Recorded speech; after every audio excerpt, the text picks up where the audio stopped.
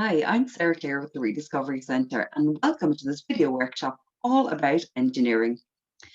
This engineering video workshop was very kindly funded by Fingal Libraries and Fingal County Council. So as I said, my name is Sarah Clare and I work at the Rediscovery Centre, which is based in Ballymun in North Dublin, and we are the National Centre for the Circular Economy.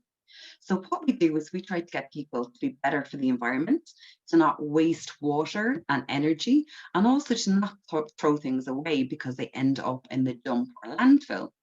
So some of the things we do are we take unwanted materials like furniture, bikes, fashion and paint, and we repair and upcycle them so they can be used by other people. So if you see the chairs there in the picture, when they came to us, they were broken and dirty. So we took them apart, fixed them, cleaned them, put them back together, and now they can be reused by other people.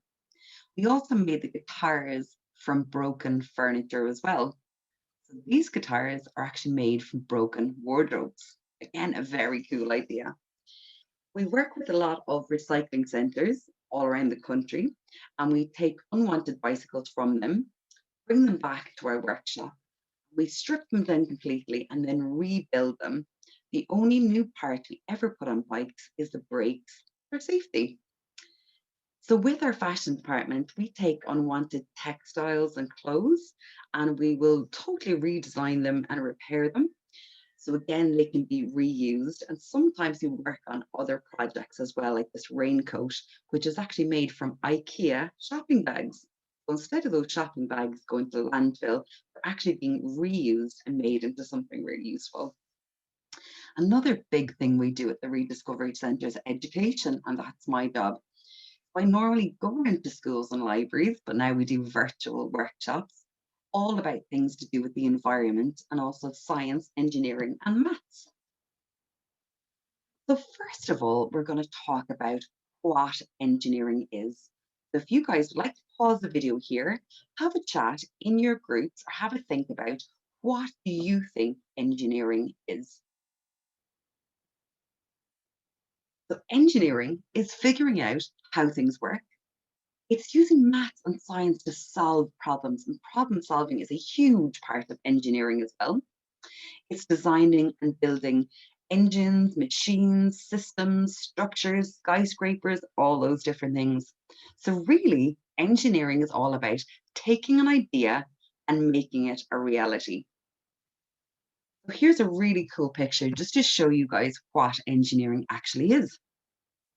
So the problem that the engineers were trying to solve is they wanted, there was a canal that was going from one side of a river over to the other. And engineers needed to figure out how boats were going to travel from one side of the canal to the other over the river.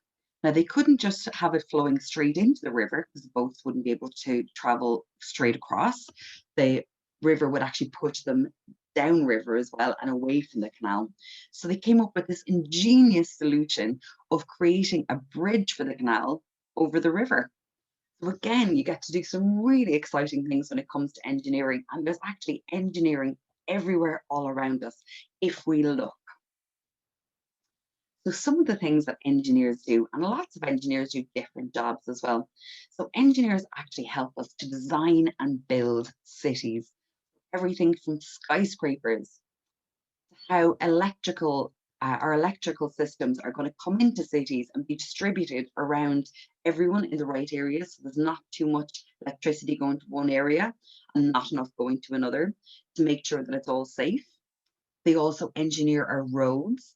They to make sure that they're the right width, because if they were too narrow, cars would crash into each other. They even do things like engineering of traffic light systems as well to make sure that all of our transportation within cities is safe. Another thing that engineers do is bridges, like this very cool bridge, which is actually the world's longest sea bridge. It goes from Denmark to Sweden. So there was a huge amount of things that engineers had to think about when it came to designing this sea bridge. Can you guys think of any of them? Another thing engineers do is technology. So engineers come up with different inventive and creative ways for us to be able to use technology, such as smartphones. So if you think about using a smartphone, you're basically touching glass to make your phone work, to play games or make phone calls or do text messages. So it's pretty incredible technology as well.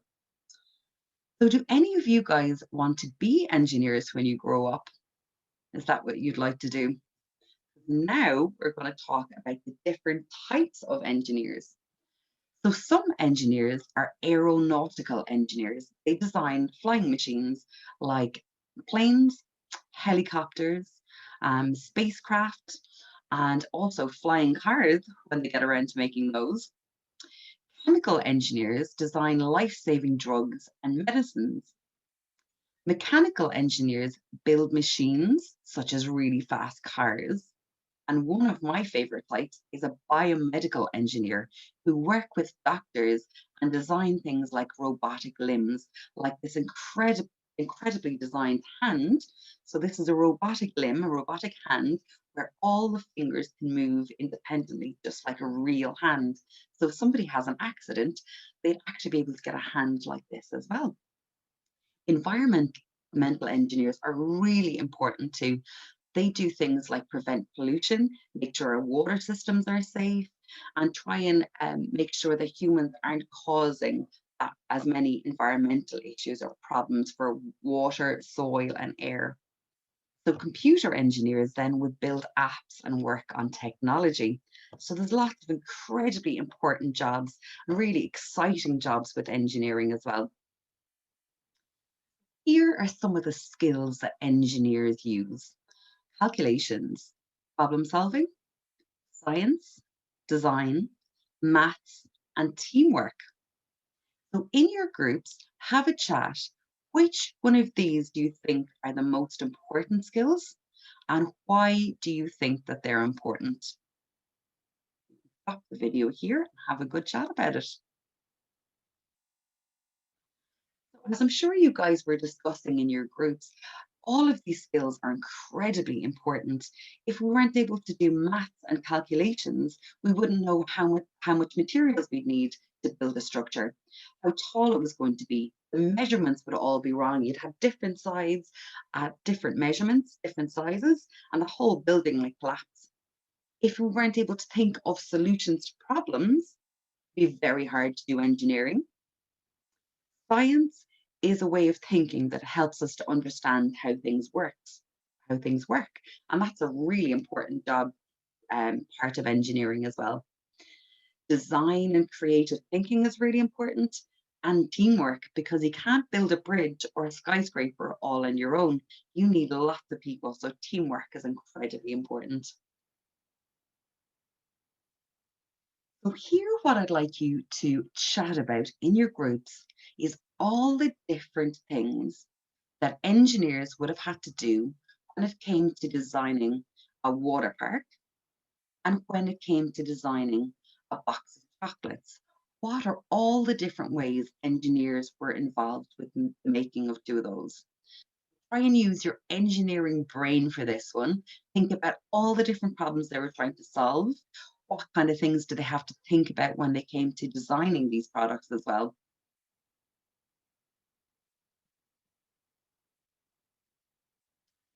So now I'm going to talk to you guys a little bit about the future of engineering. These are really, really exciting things that are either being planned, designed, or made at the moment. And in the future, so in the next 5, 10, or 15 years, these are real things that we might be using in our everyday lives. And you guys might end up being some of the engineers working on projects like this. So the first one I'm going to talk about is this plane here at the top. This one has not been made yet. This is only a computer model, and it's been designed by engineers. The whole shape of the plane is totally different to the planes that we're used to. It's shaped like a big triangle, which actually helps it cut through the air. It's more aerodynamic. It can cut through the air easily. It can fly much better than the planes that we're used to as well. Faster, and it uses less fuel, which is better for the environment. This plane here can carry 850 40 passengers, and it can travel nearly twice as fast as a normal plane. So that is a pretty cool invention. And in 15 or 20 years, these might be the types of planes that we're using.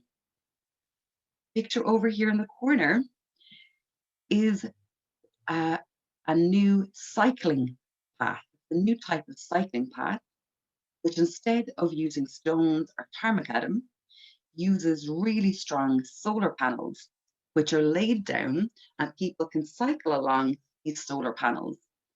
Solar panels are taking energy from the sun, and that energy can be used to power streetlights or houses as well. So in the future, our cities might be powered by our cycling paths, which is just amazing.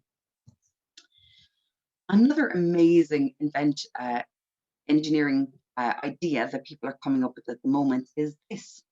So this building here, instead of being just a normal cuboid, so straight up building, this one looks like it's twisted a little bit. And the benefits of this are that everybody has a bigger outdoor space, a bigger balcony, so they can grow plants, so that they can get outside in the fresh air much more easily. So it's better for people's health and for mental well-being. And also it's better for nature as well, having lots more green spaces that they can take advantage of. Another very cool thing is this new type of train here called the Hyperloop, which is basically a metal tube inside another metal tube, and it operates on magnetism. The engineers working on this think this type of train will be able to travel 800 or 900 kilometers an hour, which is incredibly fast. And they actually did the first human test, so the first test with humans sitting in the Hyperloop back in January. And you can look up online and actually see video of the first human test of the Hyperloop. So it's amazing technology that works on magnetism. And these might be the trains in the future.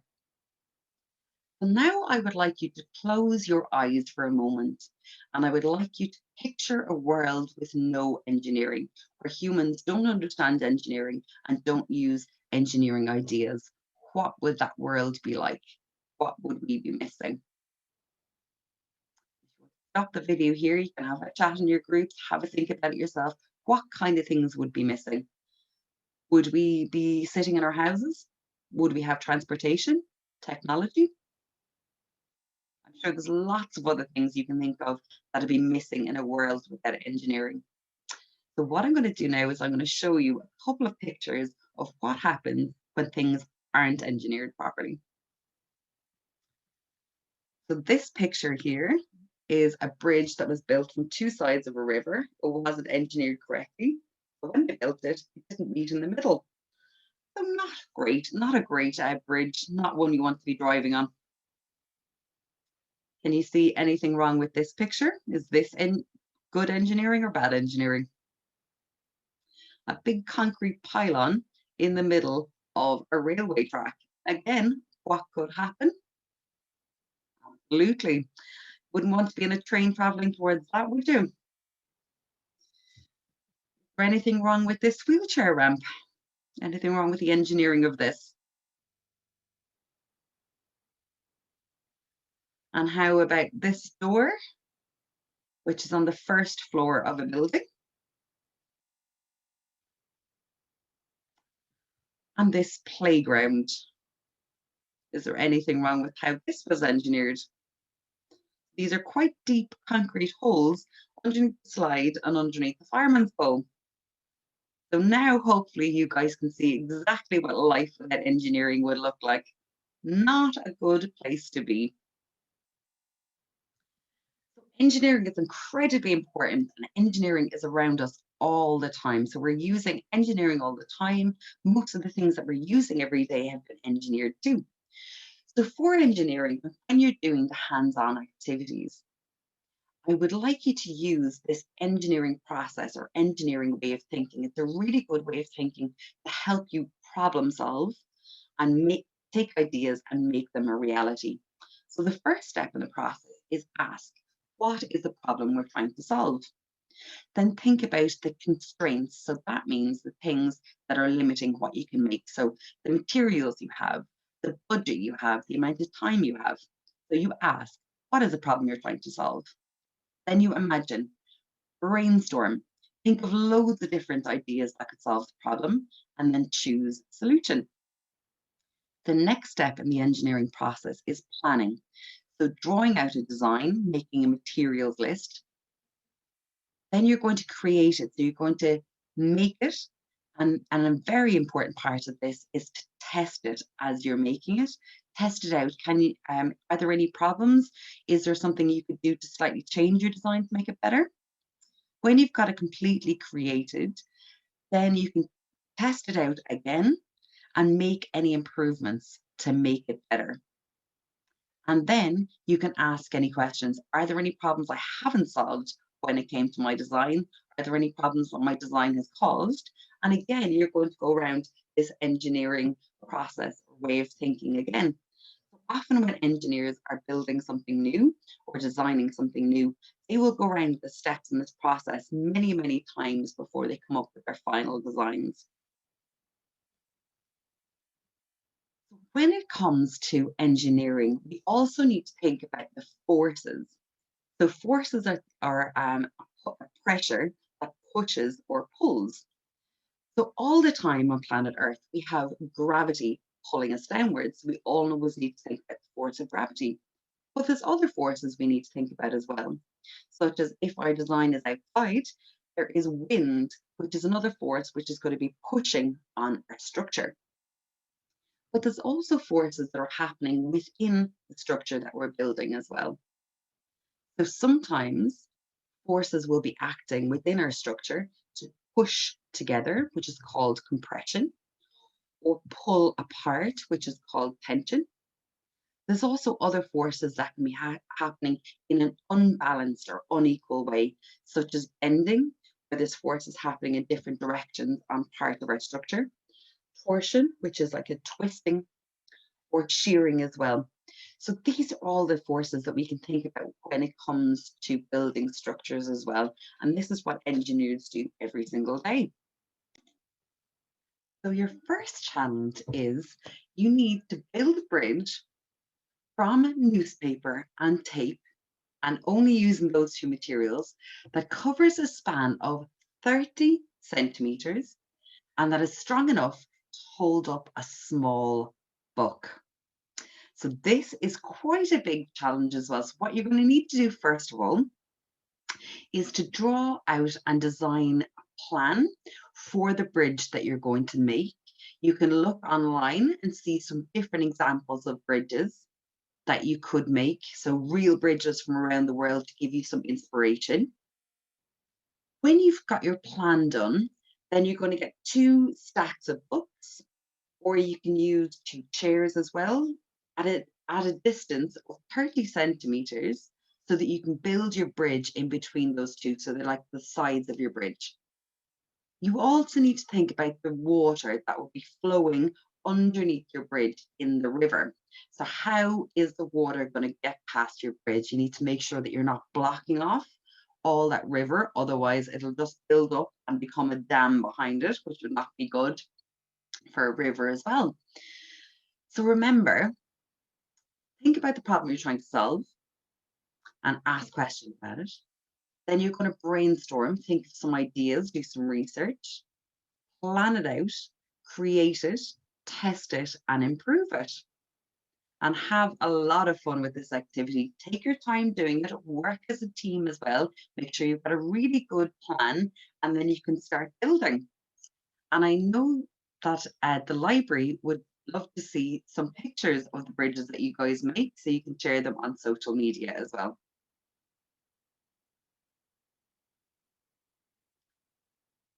So the next activity I'm going to show you is the tallest tower activity. This is quite a challenging one. So for this activity, you're going to be making a tower using any materials that are safe from your recycle bin. So you want them clean and dry and safe from your recycle bin. And you can use tape as well. The tower you need to build is at least 50 centimeters high, and it needs to be stable enough so it can stand without any supports at all. So you can't hold it or anything like that. It needs to be able to stand on its own. And again, you really need to think about the different sizes and shapes of the materials that you're using. How are they all going to fit together? How is your going to structure how is your structure going to stay stable and not fall over? So again, really good activity to work within a team. Remember to draw out your plan first, think through how you're going to do it, then start experimenting and investigating your materials. How are they all going to fit together? How is it all going to work? And then do your design. And if it doesn't work, maybe you can readjust and improve it and make it better. So thank you all so much for watching this virtual video workshop on engineering. For more information on our workshops, please email us on academy@rediscoverycentre.ie or check out our website rediscoverycentre.ie. Thank you all very much.